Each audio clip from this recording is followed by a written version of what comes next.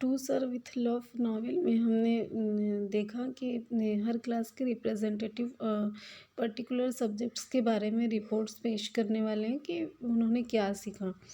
तो अभी ये सर ब्रेथवेद की क्लास की बारी आई थी। छोटी क्लासेस से शुरू हुआ था ये प्रोग्राम। वन बाय वन एक एक क्लास के रिप्रेजेंटेटिव अपनी अपनी क्लासेस की रिपोर्ट पेश कर रहे थे।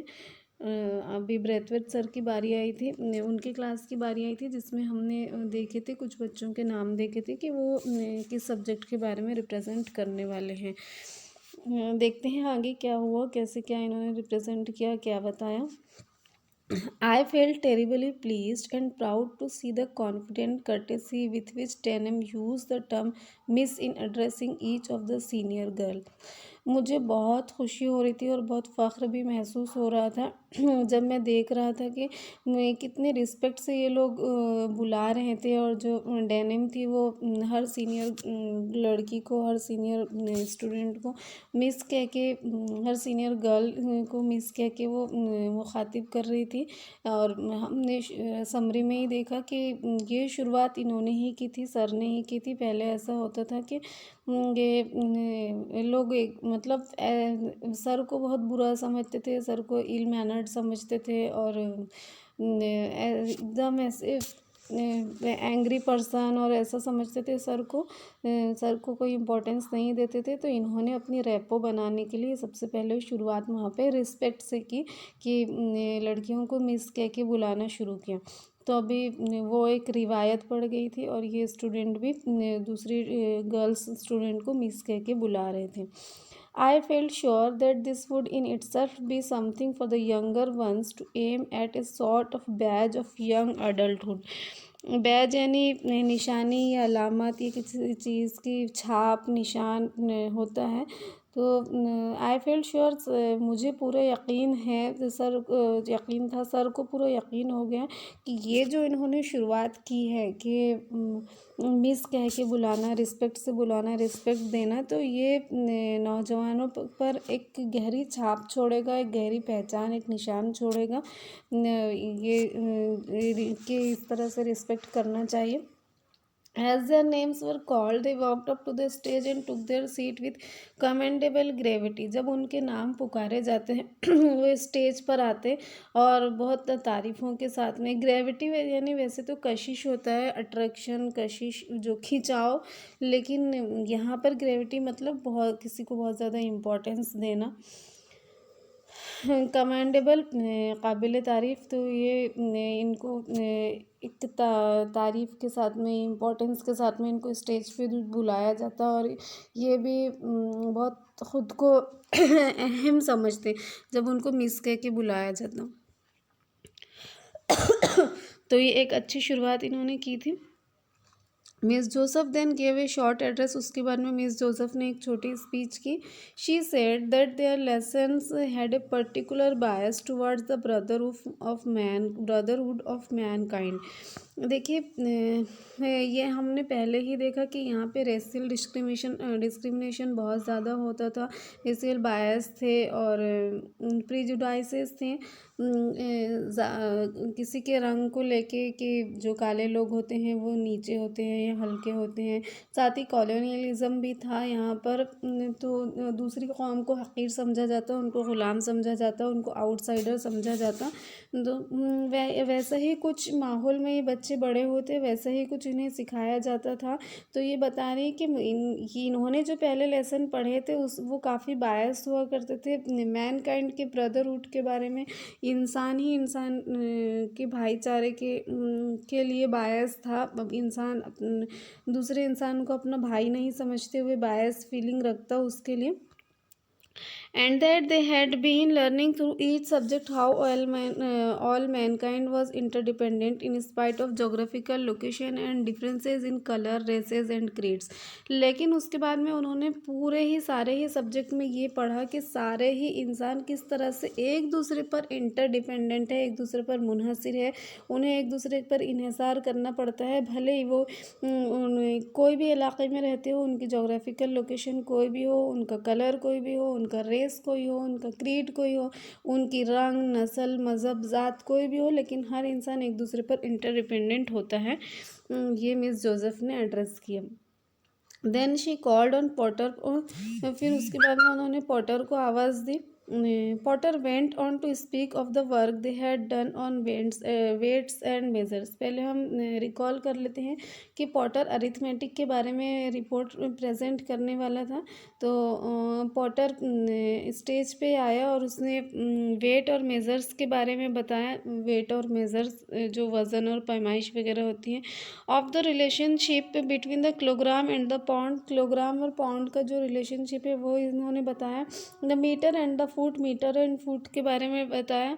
ही said that throughout the world one or other of those two methods was either in use or understood. उसने ये बताया कि सारी ही दुनिया में ये किलोग्राम या पाउंड में पाउंड, मीटर या फुट और वेट या मेज़र, इस तरह से दोनों में से कोई एक या दोनों ही का इस्तेमाल किया जाता है या उन्हें समझा जाता है। And that it was a symbol of the great understanding which was being accomplished between peoples. और यही है, ये इस बात की अलामत है कि कोई भी चीज़ को मुकम्मल करने के लिए ये एक समझ होती है, ग्रेटर अंडरस्टैंडिंग। और जो लोगों को मतलब कि आप कहीं भी कोई भी दुनिया कोई भी इलाके में रहने वाले हो, आप दुनिया के कोई भी इलाके में रहने वाले हो, आप कहीं के भी हो, आप कोई भी रंग नस्ल के हो, कोई भी मज़हब के हो, लेकिन हिसाब किताब करने के लिए आप इन्हीं चीज़ों का इस्तेमाल करते हैं। किलोग्राम का या पाउंड का, मीटर का इस्तेमाल करेंगे या फुट का इस्तेमाल करेंगे। Sapinio spoke of the study the class had made of pest, especially black rot on wheat, boll weevil on cotton, and the Colorado beetle on potatoes. सेपिनो नेचर स्टडी के बारे में बताने वाला था, तो उसने बताया कि जो क्लास ने पेस्ट पे जो स्टडी की है, जो वबा लग जाती है, कीड़े लग जाती हैं फसलों को, उस पर जो स्टडी की है, ख़ास तौर से जो गेहूं की फसल ख़राब हो जाती है।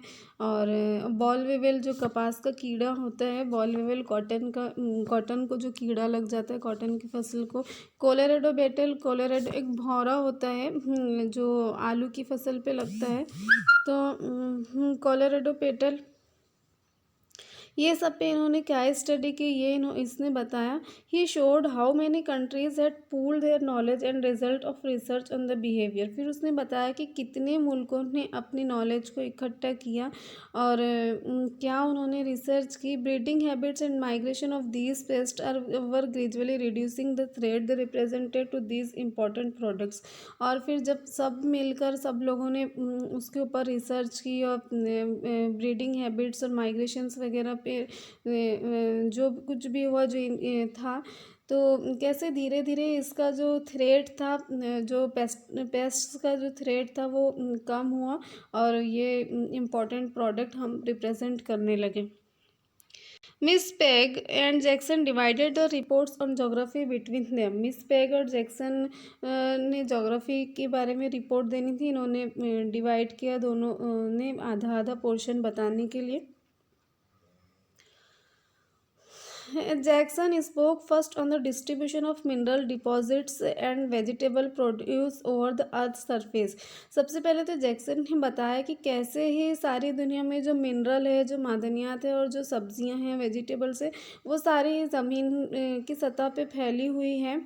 How a country rich in one was often deficient in the other. और एक में ऐसा होता है कि कैसे एक मुल्क में किसी चीज़ की फसल बहुत ज़्यादा होती है, किसी चीज़ की मकदार मिनरल्स की बहुत ज़्यादा होते हैं, और वही मुल्क किसी दूसरी चीज़ की कमी पाई जाती है, कोई दूसरी चीज़ वहाँ पर नहीं होती। End of the interchange and interdependence which inevitably followed. और फिर कैसे दूसरे मुल्क से वो सामान को बुलाना पड़ता है और कैसे मतलब सामान का प्रोडक्ट का इंटरचेंज होता है और कैसे ये एक दूसरे पर इंटरडिपेंडेंट होना किस तरह से नागुज़ीर है। बिल्कुल आप उसके बिना रह ही नहीं सकते, आप ऐसे सर्वाइव ही नहीं कर सकते जब आप दूसरों से मदद ना लें या दूसरों पर डिपेंडेंट ना हो। क्योंकि आपके मुल्क में एक चीज़ बहुत होती है लेकिन एक चीज़ बिल्कुल भी नहीं होती, और वही पैदावार दूसरे मुल्क में बहुत ज़्यादा होती है। अब इंसान को तो सारी चीज़ों की ज़रूरियात होती है, जो खाने पीने की चीज़ें हैं, जो मिनरल्स है, ऐसा तो गुजारा होना मुश्किल होता है। तो कैसे मतलब इंसान मजबूर होता है, बिल्कुल ये नागुज़ीर होता है एक दूसरे पर डिपेंडेंट होना। Miss peg dealt with human relationships. Miss peg ने ह्यूमन रिलेशनशिप के बारे में बताया, इंसानी रिश्तों के बारे में बताया, stressing the problems facing the post war world for feeding clothing and housing its population, कि कैसे जंग के बाद में सारी ही दुनिया खाने, कपड़े और मकान के मसाइल से लड़ रही है, जूझ रही है। She also made a reference to the thousands of refugees, stateless and unwanted, and to the effort and programs of UNICEF. Furman, as usual, had a trump card up his sleeve. साथ ही उसने ये भी बताया कि कैसे कितने सारे refugees से पनाह गुज़ीर हैं, और कितने सारे लोग जो जंग के बाद में ऐसे तन्हा हो गए थे और अनवांटेड से थे, कोई उनकी केयर करने वाला नहीं था, लेकिन यूनिसेफ के कई सारे प्रोग्राम्स के ज़रिए इन लोगों को राहत मिली, इन लोगों को पनाह मिली। When called him When called, he made a signal to someone off stage, and Welch and Alesel appeared bearing a skeleton between them, together with a sort of gallows. उसके बाद में वो तो स्टेज पे से चले गए, फिर वेल्च और एलिसन आए स्टेज पर। उनके पास में एक स्केलेटन था, एक इंसानी ढांचा था, और वो दोनों ने उसको लेके रखा था विथ ए सॉर्ट ऑफ गैलोज, एक गल के ज़रिए उन्होंने उसको थाम रखा था। अभी ये ढांचे का ये लोग क्या करने वाले थे, इन्होंने ये क्यों लेकर आए थे, ऐसा क्या ड्रामेटिक था, ये तो सारी क्लासेस की रिपोर्ट्स पेश हो रही थी, ज्योग्राफी, अरिथमेटिक, नेचर स्टडी, तो ये इस बीच में स्केलेटन उन्होंने क्यों लेकर आया, इसके लिए आप वेट कीजिए, वो इंशाल्लाह हम नेक्स्ट क्लास में देखेंगे। Have a good day.